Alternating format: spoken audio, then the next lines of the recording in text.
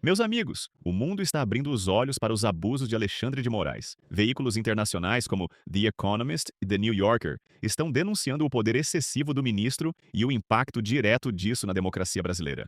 O resultado? O Brasil despencou no ranking mundial de democracias. E o relatório é claro: Moraes é um dos principais responsáveis. E tem mais. Países como a Espanha estão se recusando a extraditar brasileiros, alegando perseguição política por parte do STF. Assista até o fim e entenda como essa bomba internacional pode mudar tudo. Mas antes peço a você, por favor, que nos ajude nesse trabalho deixando seu like, comentando e compartilhando. Se tem uma coisa que me alegra no meio dessa ditadura do judiciário que a gente está vivendo hoje, né, do Alexandre de Moraes, é que agora é apenas uma questão de tempo onde ele vai sofrer as consequências de todas as suas ações, da perseguição, da brutalidade, do desrespeito, desse autoritarismo, dessa concentração de poder. Ele não é visto como autoritário apenas no Brasil, mas o mundo já o reconhece dessa forma. Saiu uma matéria hoje no The Economist, que para mim foi a mais chocante de todas, a que detona mesmo Alexandre de Moraes. The Economist é uma das revistas de maior circulação do Reino Unido, tá bom? Mas antes de chegar até ela, eu quero te mostrar um caminho da percepção mundial do Alexandre de Moraes agora.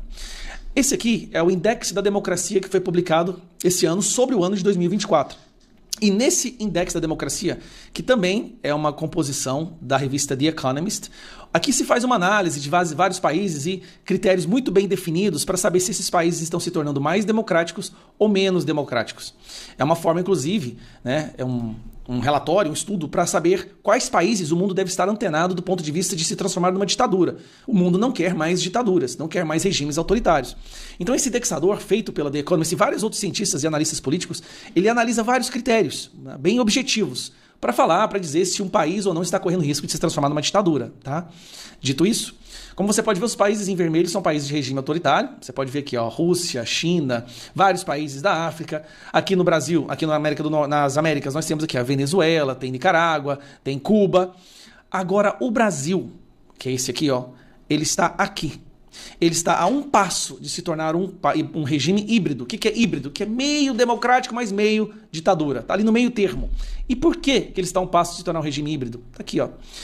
Nesse relatório fala democracia do Brasil em risco. O que acontece? Nesse trecho, eles culpam o Alexandre de Moraes, a Suprema Corte, né? Mas obviamente Alexandre de Moraes, por ter reduzido o nível de democracia no Brasil por suas ações, né? Desde 2019, a Corte vem conduzindo investigações controversas na propaganda de alegadas ataques de desinformação no Brasil eleitoral e situações democráticas e as ameaças contra a Suprema Corte. A maioria por far-right, né, ativistas da extrema-direita e seus discursos. E também quando ele censurou o X no Brasil. Então aqui tem apenas duas ações do Alexandre de Moraes. Essas duas ações do Alexandre de Moraes foram o suficiente, que eu vou trazer aqui para você agora, foram suficientes para colocar o Brasil aqui, ó, aqui. Com a pontuação de 6,49, caindo 6 posições. Caindo 6 posições no ranking de democracia mundial. Bom, dito isso, saiu uma matéria falando justamente sobre isso aqui no Brasil. Né, que o Brasil cai 6 posições em índice de democracia, diz The Economist. Calma lá. The New Yorker publicou uma matéria recente. Ele é defensor da democracia. Ele quem? Alexandre de Moraes. No Brasil, mas será que ele realmente é bom para a democracia? Então aqui você vê a imprensa internacional já começa a falar que, olha, o que esse cara está fazendo não é republicano, mas suas táticas agressivas estão provocando o debate. É possível ir longe demais para combater a extrema-direita? Então isso aqui foi em janeiro de 2023. Agora eu vou pegar uma mais recente. Moraes é um juiz com poder excessivo e Supremo deve exercer moderação, diz The Economist. E aqui está a matéria no The Economist. Se eu colocar para traduzir, para você entender. Cadê a tradução aqui? Português? Beleza. O Supremo Tribunal Federal do Brasil está em julgamento. Como um juiz superstar ilumina uma concentração excessiva de poder. A democracia brasileira sofreu um duro golpe nas últimas décadas e grande parte da culpa recai sobre seus políticos corruptos, que o Supremo Tribunal Federal liberou para voltar ao poder. Todos os presidentes desde 2003 foram acusados de violar a lei. Dilma Rousseff sofreu impeachment por fraudar as contas públicas, Luiz Inácio Lula da Silva, conhecido como Lula, foi preso por corrupção e agora é presidente novamente. Olha que curioso. Por que ele é presidente novamente? Porque essas pessoas do Supremo Tribunal liberaram, descondenaram ele. Mas esse é um caso que você já sabe. Jair Bolsonaro, um agitador de extrema-direita, supostamente planejou um golpe para permanecer no poder, isso indo para os Estados Unidos, após perder a eleição em 2022. Eleição que justamente causou toda essa celeuma no Brasil, porque a gente viu um favoritismo, né, por parte do TSE. E em breve será levado a julgamento. Mas a democracia brasileira tem outro problema. Juízes com muito poder. E nenhuma figura personifica isso mais do que Alexandre de Moraes, que ocupa o Supremo Tribunal Federal. Seu histórico mostra que o poder judiciário precisa ser reduzido. E a matéria continua, mas como eu nasci nessa porcaria, então tem mais aqui falando sobre isso no BBC. E aqui fala, né, um pouquinho sobre... para restaurar a imagem de imparcialidade, a Corte deveria realizar o julgamento do ex-presidente acusado de liderar uma suposta Câmara no plenário. E eles não levam para o plenário. Bom, o The Economist fala extensamente sobre o que está acontecendo no Brasil, né, que a perseguição... O senhor Moraes responde às críticas com autoridade, pressionado no ano passado sobre se o tribunal deveria adotar um código de ética, como a Suprema Corte nos Estados Unidos fez em 2023. O senhor Moraes afirmou que não há a menor necessidade. A revista então defende que após a conclusão do julgamento de Bolsonaro, o Congresso retome a tarefa de policiar a liberdade de expressão online do senhor Moraes.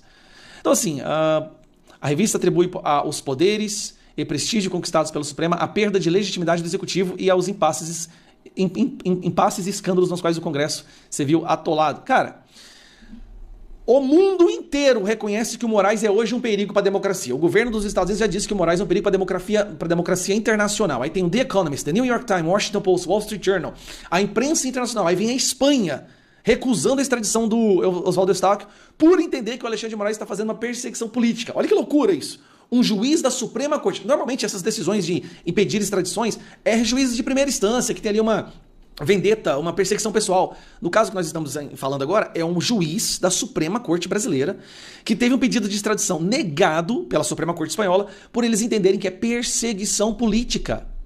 Aí nós temos a extradição do Alan dos Santos, que foi negado também por perseguição política. O pedido para colocar o nome dos dois na Interpol, negado também. Nós temos na Argentina vários exilados, né, que pediram asilo na Argentina por conta da perseguição política. E até parte da imprensa brasileira já está percebendo que, olha, esse cara foi longe demais. Tanto é que o STF nunca esteve tão descredibilizado diante da opinião pública quanto agora. E aí vem a pergunta, tudo para fazer uma pergunta. Cadê o Senado para tomar uma atitude?